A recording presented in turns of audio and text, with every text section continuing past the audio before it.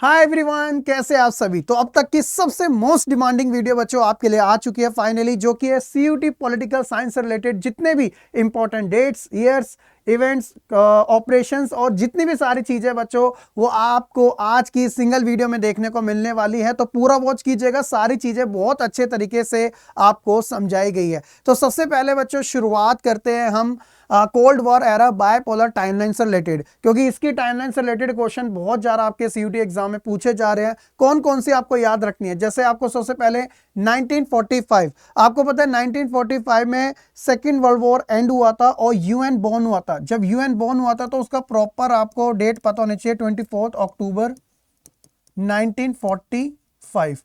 और बच्चों इसके जो टोटल मेंबर्स थे वो थे स्टार्टिंग में तो 50 थे, देन जो साइन किया था फाइनली वो 51 ने किया था।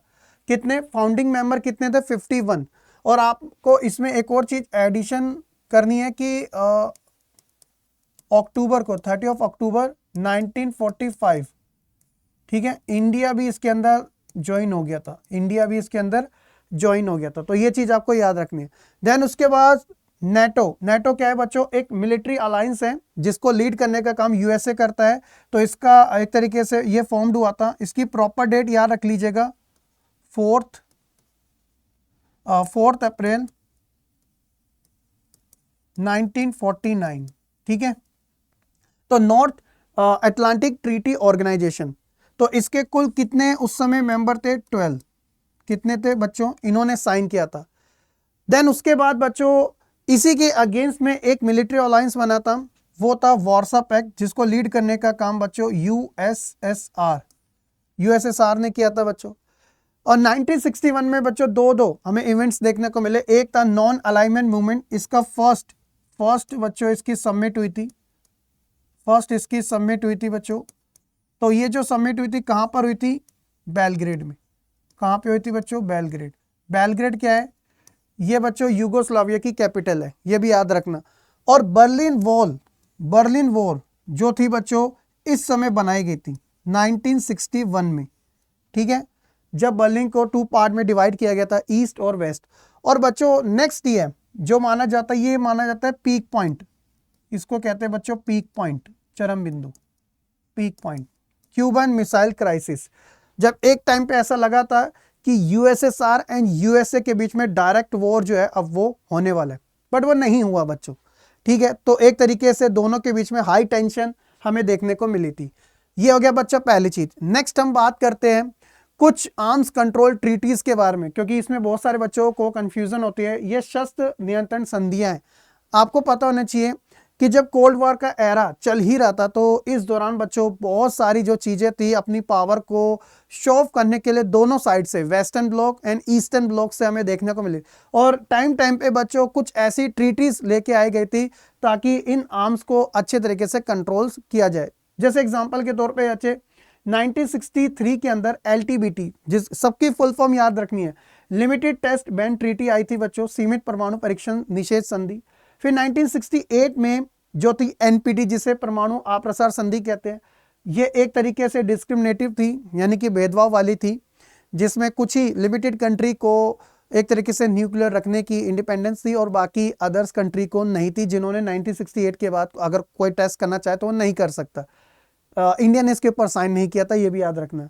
बाकी बच्चों 1972 में SALT-1 जो थी ABM anti ballistic missile treaty, तो इसका फुल फॉर्म है SALT का स्ट्रेटेजिक आर्म्स लिमिटेशन। ये पहली वार्ता थी बच्चों, पहली टॉक्स थी।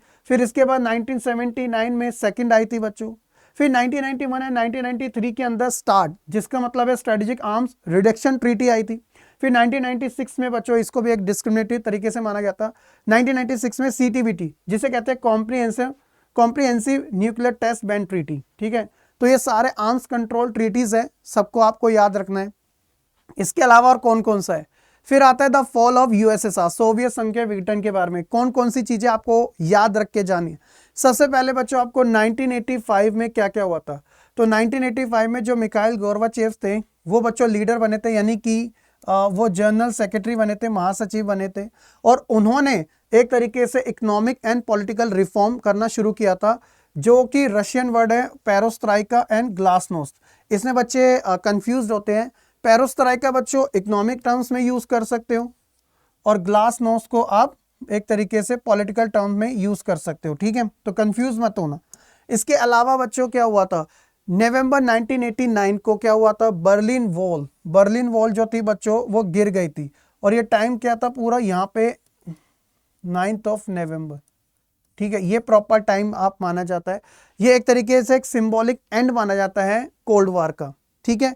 इसके अलावा दिसंबर 1991 में क्या हुआ था, यूएसएसआर ऑफिशियली क्या हो गया था, डिसॉल्व हो गया था, और उसके बाद बच्चों फॉर्मेशन हुआ था सीआईएस मतलब कॉमनवेल्थ इंडिपेंडेंट स्टेट, तो स्वतंत्र राज्यों के राष्ट्र को इन्हें कहा जाता है बच्चों, ये भी आपको याद रखना जरूरी है, ठीक है। तो ये सारी चीजें सोवियत संघ से रिलेटेड थी।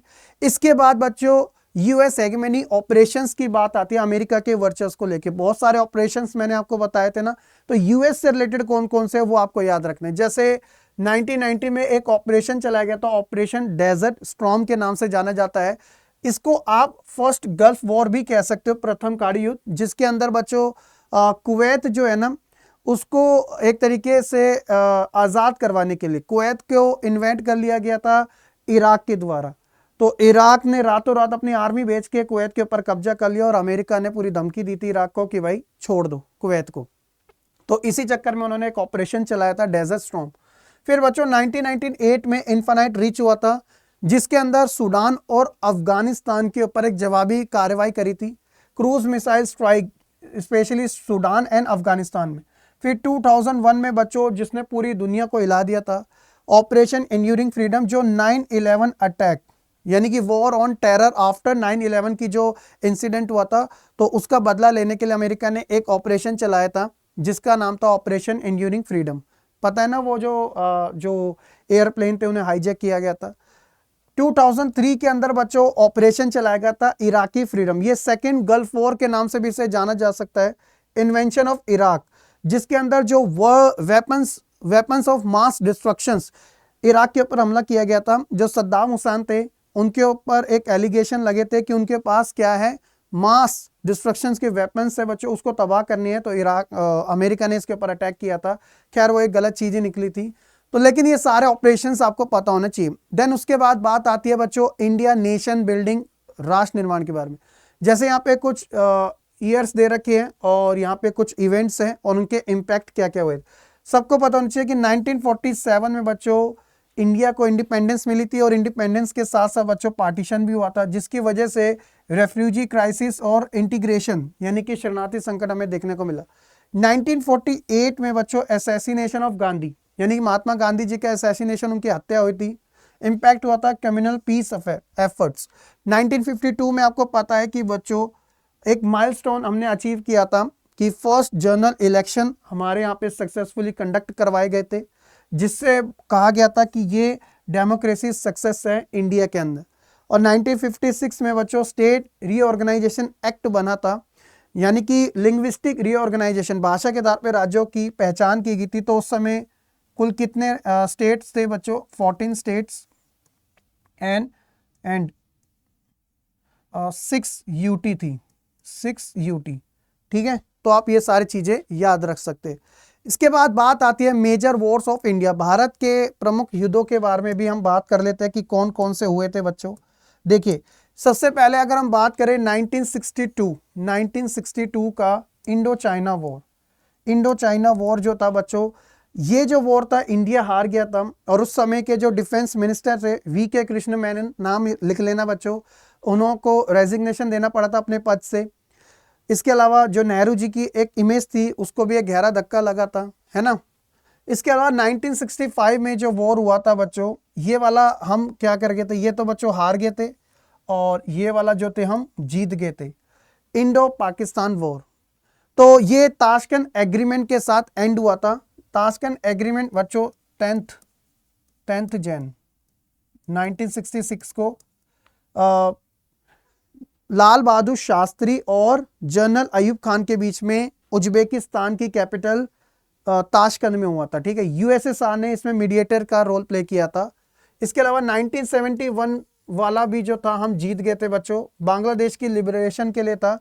जिसके बाद बच्चों क्या होता है कि नेक्स्ट ईयर 1972 में एक तरीके से एक पीसफुल एग्रीमेंट देखने को मिलता है जिसे हम शिमला एग्रीमेंट के नाम से जानते हैं। इंदिरा गांधी इंडिया की साइड से होती है और जुल्फिकार अली भुट्टो पाकिस्तान की साइड से होते हैं। ये सारी चीजें हैं। और इसी टाइम पे 1971 में बच्चों इंडिया यूएसएसआर एक फ्रेंडशिप ट्रीटी भी हमें देखने को मिलती है 1971 में, जिससे कि इंडिया को इस चीज में बहुत हेल्प मिलती है, स्पेशली 1971 के वॉर में, क्योंकि पाकिस्तान को सपोर्ट करने के लिए तो चाइना और अमेरिका था, लेकिन इंडिया को सपोर्ट करने के लिए यूएसएसआर उसके साथ आया था। नेक्स्ट बात आती है द इमरजेंसी, आपातकाल 1975 से 77 के बीच में इंदिरा गांधी द्वारा इंप्लीमेंट किया गया था बच्चों। लगाया तो वैसे राष्ट्रपति ने था, लेकिन कहना तो इंदिरा गांधी का ही था। तो ये टाइम था, एक हिस्टोरिकल डेट मानी जाती है 25 June 1975, proclamation of national emergency by Indira Gandhi के द्वारा आपातकाल की घोषणा।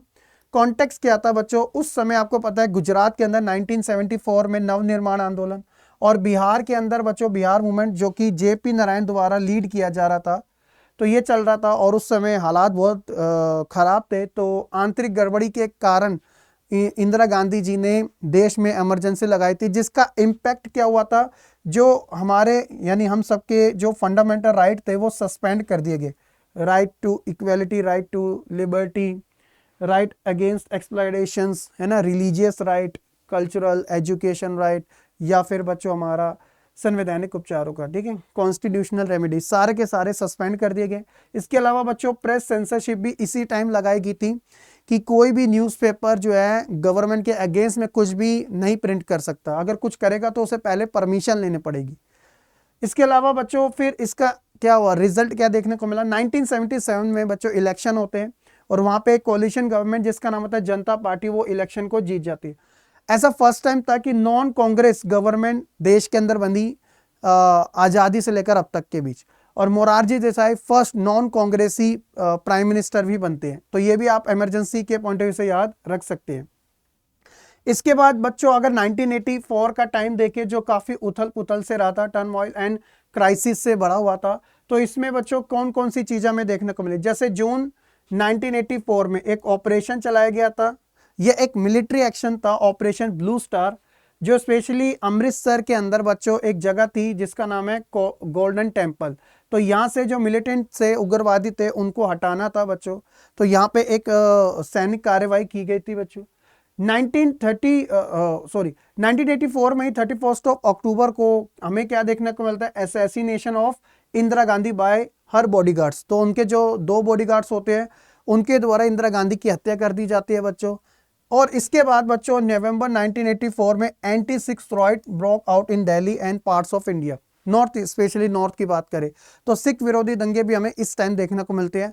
इन सारी चीज़ों के बाद बच्चों ये पूरा उथल पुथल का दौर, देन आपको पता है कि राजीव गांधी प्राइम मिनिस्टर बनते हैं आफ्टर इंदिरा गांधी, और एक सहानुभूति की लहर उन्हें मिलती है और नेक्स्ट लेवल की वो सिंगल हैंडेडली क्या करते हैं, इलेक्शन जीत जाते हैं। मोर देन 400 सीट्स उनको मिलती है, जो अब तक का एक रिकॉर्ड है। तो उसके बाद बच्चों एक एकॉर्ड साइन होता है दोनों के बीच में, किस किस के, राजीव गांधी और हरचंद सिंह लोंगेवाल के बीच में, जिसको बच्चों पंजाब एकॉर्ड या फिर राजीव गांधी एंड हरचंद सिंह लोंगेवाल एकॉर्ड के नाम से जाना जाता है 1985 में। जिसके बाद बच्चों एक तरीके से शांति बहाल की जाती है पंजाब के अंदर। तो ये सारी इंसिडेंट आपको याद रखने हैं बच्चों। कुछ मिलिट्री लैंडमार्क भी आपको पता होने चाहिए, आपके एग्जाम के पॉइंट ऑफ व्यू से बहुत ज़्यादा इंपॉर्टेंट है। जैसे 1984 का ऑपरेशन मेघदूत, जो बच्चों इंडिया ने कैप्चर किया था सियाचिन ग्लेशियर को, उसके ऊपर कब्जा। 1987 का ऑपरेशन पवन, आपको पता है कि इंडियन पीस कीप आर्मी जो थी वो श्रीलंका भेजी गई थी। हाँ, वो बात अलग है कि अपना कोई मकसद पूरा किए बिना 1989 में रिटर्न भी हो गई थी। 1988 में बच्चों एक ऑपरेशन कैक्टस चलाया गया था, जो स्पेशली मालदीव्स के अंदर था। तो intervention in Maldives to stop a coup, तो मालदीव में एक बार कॉप करना चाहता बट वो असफल हो गया, क्योंकि इंडियन आर्मी ने वहाँ पे ऑपरेशन चला के उनको वहाँ से हटा दिया। श्रीलंका की तरफ से था ये, ठीक है। फिर ऑपरेशन विजय जो था 1999 में कारगिल वॉर को लेकर था बच्चों, जो हाईएस्ट माना जाता है, एक तरीके रिक्लेमिंग हाईएस्ट फ्रॉम पाक की साइड से। बट ये जो था एक मिलिट्री वॉर था और इसमें इंडियन मिलिट्री ने पाकिस्तान मिलिट्री को हरा दिया था। तो ये सारे मिलिट्री लैंडमार्क्स थे, आपको याद रखना जरूरी है। इसके अलावा बच्चों कुछ रिसेंट ह्यूमैनिटेरियन ऑप्स की भी बात की जाती है, ऑपरेशंस की। बट ये देखो, मैं आपको यही सजेस्ट करूंगा कि जो आपका जीके वाला पार्ट है ना, जीके जीएस, उसके अंदर ये वाला आपसे पूछा जा सकता है, क्योंकि ये पॉलिटिकल साइंस से रिलेटेड है, तो इसलिए मैं आपको उसके पॉइंट ऑफ व्यू से बता रहा हूं।